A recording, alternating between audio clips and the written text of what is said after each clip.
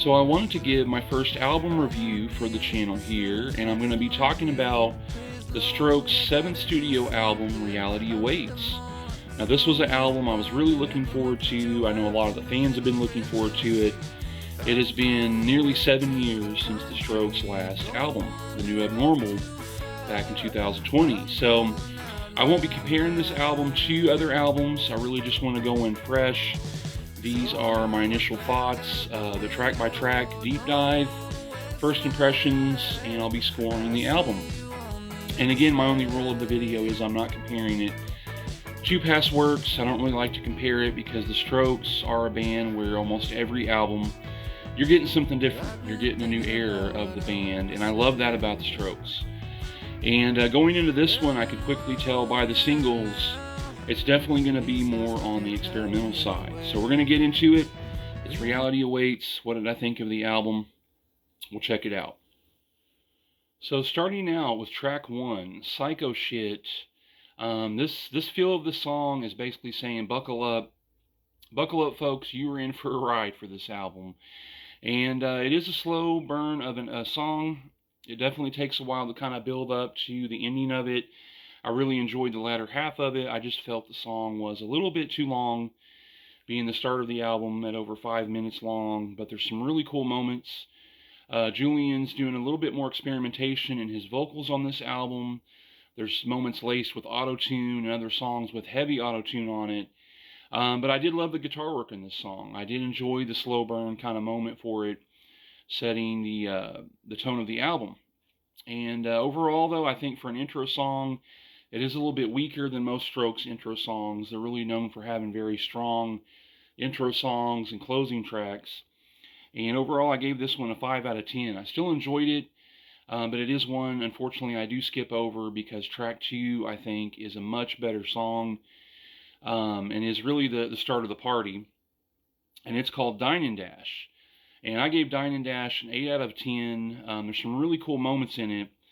I loved even the moment where Julian's doing a voiceover in a British accent, basically saying, I'm trying to remember the actual quote, but I mistook the words of a wise man who once said, birds of a feather die together. Really cool stuff. And this song kind of mixes, the older Stroke sound with the new, and I think it does it really well. So this one hits the mark, like I said, 8 out of 10. It's a really fun song, and it's one I've been looping as I've gone back through the album. I almost wish the album started out with this song, and then maybe we had Psycho Shit in placement for number 2. But this album definitely, I think it has the right flow. It's just, like I said, track 1 was a little more off-putting than I expected, and then things really pick up with Dine and Dash. So that was the first 2 of the album kind of starting out. Track 3, Lonely in the Future. I thought this was a really fun song. This is a 10 out of 10, and apparently this thing is a diss track to internet's busiest nerd, Anthony Fantano. Some people might not like that. Some people may love it. I think it's pretty funny. And Julian's basically saying in the song, I did that sound yesterday. We're not that same band anymore. And there's a lot going on in this song. And honestly, my first listen made me want to get up and dance. It made me want to just say, wow, this is, taking me back to past Stroke stuff, but this is mixed in with the new sound. And I think it lands perfectly for track 3 on this album. It's a 10 out of 10. And it's Lonely in the Future. Just like I said, Julian saying, I said that yesterday when I was a kid, and we're not going to do that now. So I love that theme of that song. I love the music to it. And the vocals are just, I'm really still studying the vocals in it as a singer. It's got some amazing vocal parts in it, as Julian does. He approaches singing in a different way. And for such a good singer, he can go baritone all the way to falsetto, maybe even a little higher, and it's got the moments of auto-tune in there, but it's definitely not as much on this one, and it's a fun song. And then going into track 4, the second single of the album, Falling Out of Love. Another one I loved, even here in the single. This is the longer song on the album, being over 6 minutes, and I almost wish it was longer. I think this is a 10 out of 10 song. It's a classic Stroke ballad, but just done in a newer way with auto-tune. I love the key change at the end where it goes into a whole new outro. Really ascends the song on the way out. And yeah, that's all I'm going to say about that one. Loved it. 10 out of 10. Track 5 is my favorite moment on the album. Going to Babylon. This is another 10 out of 10. Middle of the album here, I think it's a perfect song. It's probably the one I've listened to the most. I've hit the repeat button on it and just really loving it. Again, it has the classic Stroke sound with even the newer style mixed in there. And yeah, it made me think of like going on a late night drive with friends and just having a good time. Maybe remembering a past time, you know, kind of like one of his older songs, Someday, you know, kind of talking about that, you know, remembering the good old days is the kind of vibe of that one.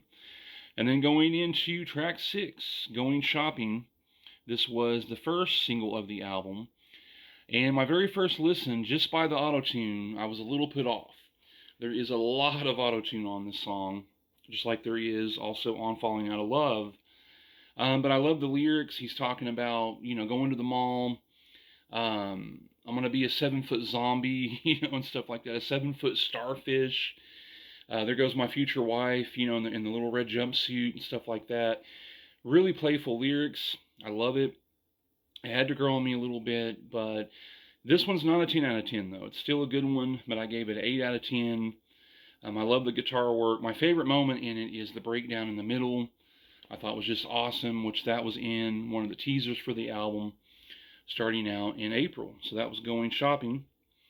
Number 7, Liar's Remorse. This is a really cool, another ballad of the album, another slow burn, but I think it fits perfectly for track 7. Just a really cool vibe overall. There's no drums in it. It's just the building guitars again. And really just key points. I gave this one a 9 out of 10. Another really solid song on the album. So going into the tail end of the album, we have track 8, The Fruits of Conquest. This is another enjoyable song. It's got bongos in it, a lot more experimentation. And apparently the Strokes recorded this album in Costa Rica with Rick Rubin producing the album. So I think a lot of where they were at, their location, rubbed off in the album. And this is definitely evident on track 8.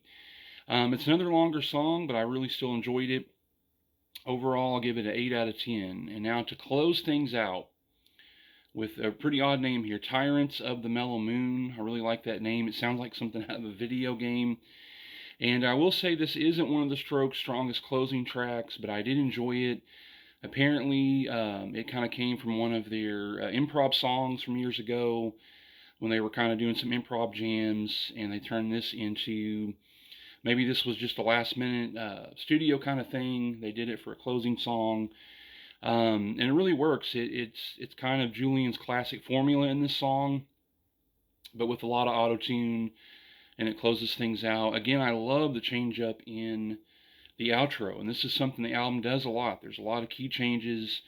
You may go from a minor chord to a major chord in the changes, or, you know, the song starts out vice versa in a major key and you go to minors to end it, and it's just really cool just guitar theory and different music theory things going on in this album, and all coming from singer-songwriter, you know, multi-instrumentalist Julian Casablancas.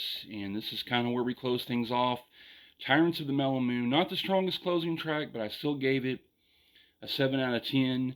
I love the lace vocals at the end. There's a lot of stuff kind of going on. You can hear it in the headphones, and different things panned to each speakers, and just a little voiceover at the end. I haven't fully dived into all the lyrics of the album, but again, this is just picking up on my repeat listens. Next, I'm going to go in and really dive into the lyrics and, you know, all the other stuff kind of going on. An album like this I'll listen to for years to come. So, what did I score overall? The Reality Awaits album by The Strokes, I gave it an 8 out of 10. I think it is another strong entry in their lineup of 7 albums. And maybe in a future video, I'll have it maybe placed in my top. You know, we'll see where it lands. But yeah, that's Reality Awaits, my initial thoughts. What did you think of it? Did you love it? Did you hate it? Were you in the middle of the road with it? Let me know in the comments below. So yeah, there we go. I took some notes.